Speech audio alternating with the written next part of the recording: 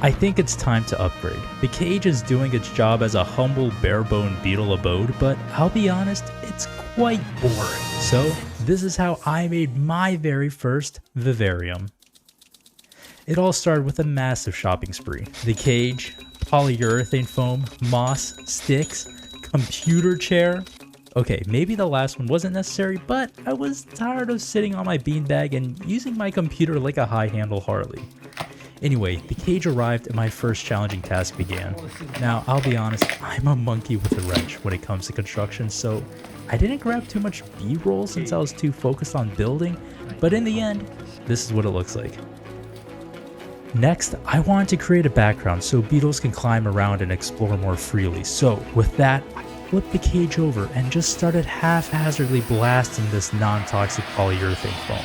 Oh yeah, before the comments go crazy, usually you also use silicone for the foam to adhere to the surface better, but I got lazy. Now, this was a sickly toothpaste green color. Honestly, I couldn't find any other expandable foams near me, but don't worry, we'll cover it all up with these three things: bark, coconut husks, and moss. I also added some wood and this feeding log for a bit more pizzazz. When doing research for this project, I saw many people throw dirt to thoroughly cover the foam, and honestly, I should have done that too. Admittedly, I thought it would create a giant mess in my room, and I was too lazy to clean it up, especially since I didn't even have a vacuum yet. But it got dirty from the moss and all the coconut husks anyway, so oh well.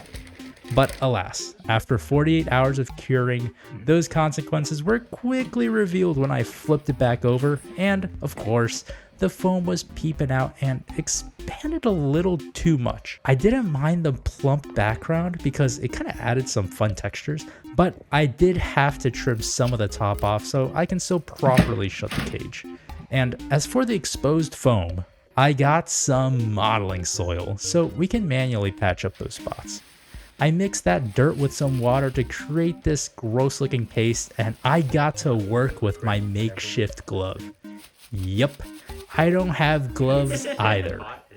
Any bit of mint green got a glob of moist dirt, and it looks terrible now, but I hid those brown spots with greener moss and it looks pretty good. Next, I had to work on the floor, and since it's a vivarium, I really wanted some live plants, so I went to a 100 yen store and got some. Now, I know I should have a drainage layer, but as long as I keep a close eye on the humidity, it should be okay, right? Anyway, I used the remaining modeling soil to help keep the plants upright and filled the cage up with the dirt I had lying around, and finished the surface with a little bit more moss and coconut husk. For the final fauna touches though, I needed a cleanup crew, and of course, we're going with a classic combo of springtails. I'm honestly a little worried putting these in here because the lid of my cage is not exactly something that'll seal the springtails in, so I feel like there's a real possibility that they'll just climb right out of the cage, especially with this background, but we're gonna throw it in anyway, and here they go. Now the only concern with the springtails, other than them making their grand escape all over my floor, is to keep the cage as moist as possible and try to avoid not getting it too moist because I don't have a drainage layer, which might cause problems later. But that's a future me problem. I've got a terrarium to complete. And I'd like to say isopods, but oh man, there's nothing here. It's a little too cold to find them outside. I guess I'll just stick to springtails for now. Well. On an unrelated note, looking for isopod? Check this out. Holy cow. Well, the cage is nearly complete, and now all we've got to do is populate it with beetles. But first, I want to do some quick photo shoots for my Instagram, which you should follow if you haven't already. I think it came out all right. What do you guys think? When I was doing the photo shoot with my female Hercules, she just immediately started burrowing, and it made me a little paranoid that these beetles will dig up the plants, so I added a little bit more cushioning. Now, for which beetle is actually going into the vivarium, I'll be revolving through different kinds, but for now, I thought it'd be fitting if it's the rainbow stag. For longtime viewers of this channel, you'll know that it was the first beetle that I've ever showcased, and I'd love for it to be a part of my first vivarium.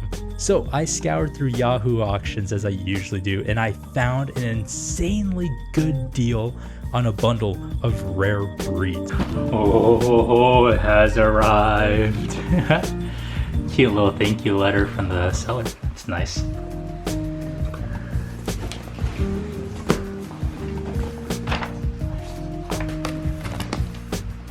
Oh, holy cow, these are pretty.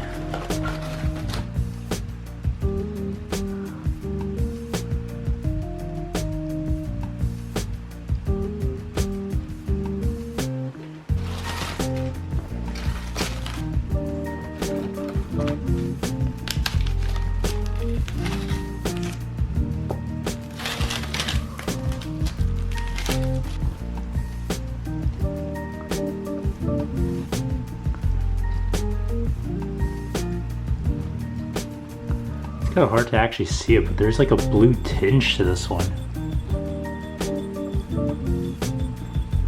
God, he's beautiful. No, not allowed to go anywhere.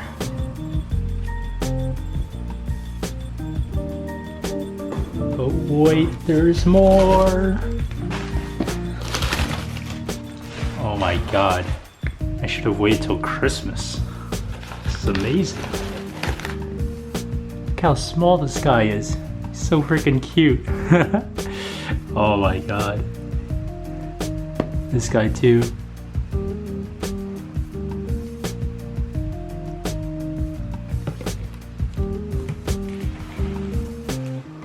Shades of purple, white eyes, golden thoraxes. These guys are the cream of the crop, and as much as I want to throw all 10 of them at once, that could end in a giant disaster. Since smaller males tend to be less aggressive though, I'm thinking they can all coexist in there for now, but I'll test the limit by adding a larger male here and there. Alright, which of these lucky majors are going in the cage first? I think I choose you.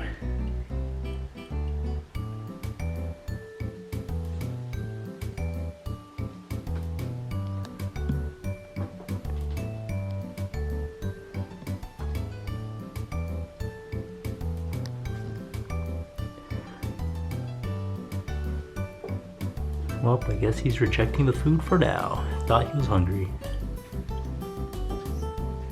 I have a feeling there's a beetle over there too, and I hope they don't fight.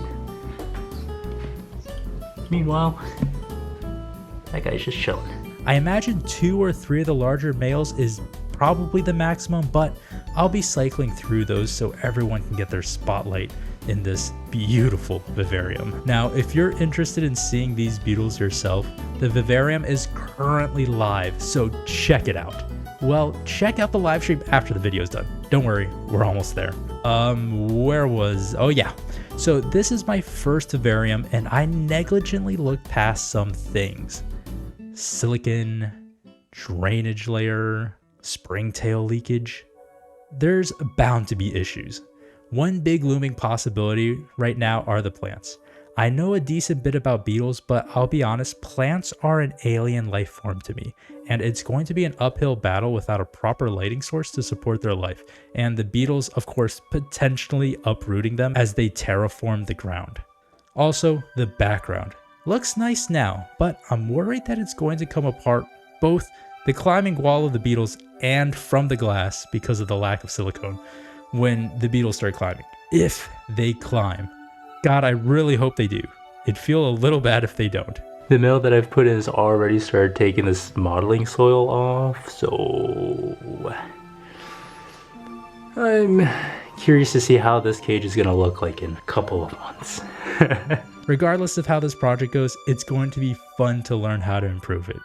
With that being said, I'm calling all beetle buddies because I've got an important task for y'all, and it's to look over these beautiful beetles. If you ever notice some fighting or anything interesting, leave a message in the chat so when I'm free, I can check up on them. Also, if you have any suggestions on improving the Vivarium or what you would like to see on stream, let me know on stream or please comment down below. Well, this is the end of the video, so if you're still here, thank you so much. And also thank you to all the sponsors of this channel. I can't wait to show more Beetles in the future, and your support lets me do that. Perhaps we'll talk on stream, but until next time, have a great, fantastic day.